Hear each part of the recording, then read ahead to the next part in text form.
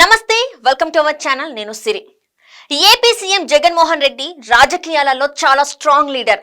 ఎవరు అవునన్నా కాదన్నా ఇది అందరూ ఒప్పుకొని తీరాల్సిన నిజం. ఎందుకంటే ఎలాంటి అండదండ లేకుండా కేవలం కొద్ది మంది ఎమ్మెల్యేలతో కొండలాంటి కాంగ్రెస్ నే ఢీకొట్టారు ఆయన. తొలిసారి విజయం దక్కకపోయినా 2019 ఎన్నికల్లో విజయాన్ని అందుకున్నారు. అది కూడా ఆషామాషి విజయం కాదు. ఆ తర్వాత పార్టీని నడపడంలో, క్యాడర్ ని సమాయత్తం చేయడంలో ఆయన సక్సెస్ అయ్యారు. మంత్రివర్గ విస్తరణలో కూడా తనదైన మార్కు చూపించారు. అసమ్మతి నేతలు ఉన్నా కూడా వారెవరు జగన్ ముందు కానీ, మీడియా ముందు కానీ నోరెత్తలేని పరిస్థితి. అలాంటి జగన్ కు చుక్కలు చూపిస్తున్నారు కృష్ణా జిల్లా నేతలు. ఈ ఎన్నికలు దగ్గర పడుతుండటంతో నాన్ స్టాప్ గా లిస్టులు రిలీజ్ చేస్తున్నారు జగన్.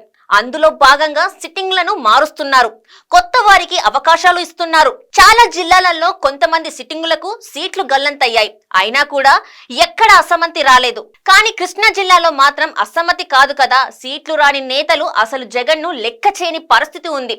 ఒకరిద్దరు కాదు, జగన్ కు పట్టపగలు చుక్కలు చూపిస్తూ షాకుల మీద షాకులు ఇస్తున్నారు. ఉదాహరణకు గన్నవరం ఎమ్మెల్యే వల్లభనేని వంశీనే తీసుకుందాం. టీడీపీ టికెట్ పై గెలిచి ఆ తర్వాత వైసీపీలోకి వెళ్లిపోయారు వంశీ.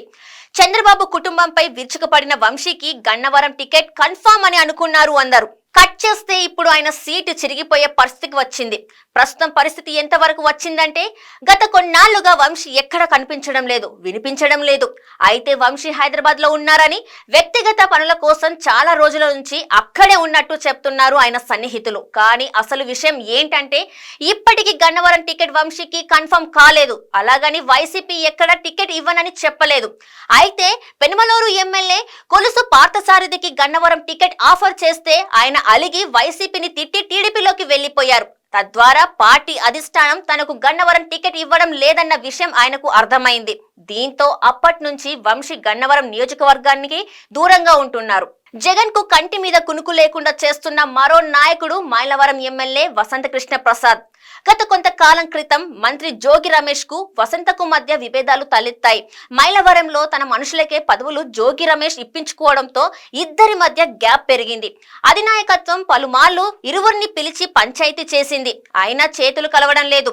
మనస్ఫూర్తిగా ఇద్దరు మాట్లాడుకుంది లేదు, కలిసి పనిచేసింది లేదు. 2014 ఎన్నికల్లో మైలవరం నుంచి పోటీ చేసి ఓటమి పాలైన జోగి రమేష్ తన నియోజకవర్గంలో జోక్యం చేసుకోవడం ఏంటన్న వసంత్ ప్రశ్నకు హైకమాండ్ నుంచి సరైన సమాధానం రాకపోవడంతో ఆయనలో అసంతృప్తి మొదలైంది. మంత్రి జోగి రమేష్ ని కూడా పెడన నుంచి పెనమలూరుకు మార్చారు. అయితే అక్కడ పరిస్థితులు బాగా లేకపోవడంతో జోగి రమేష్ ని మైలవరానికి తీసుకువచ్చే ప్రతిపాదన కూడా పార్టీలో ఉంది. దీంతో పాటు పలుమార్లు వసంతకృష్ణ ప్రసాద్ సీఎంఓకి వెళ్లి వచ్చారు. అయితే తాజాగా ఆయన చేస్తున్న వ్యాఖ్యలను చూస్తే పార్టీ ఆయనకు సీటు ఇచ్చేది లేదని అర్థమవుతుంది. మరి వసంత్ పార్టీలో ఉంటారా, ఆయనకు టికెట్ వస్తుందా రాదా అన్నది మరో 4-5 రోజులలో స్పష్టత వచ్చే అవకాశం ఉంది. ఇక వల్లభనేని వసంత్ తర్వాత జగన్ కు షాక్ ఇచ్చిన నేత పెనమలూరు ఎమ్మెల్యే కొలుసు పార్థసారథి.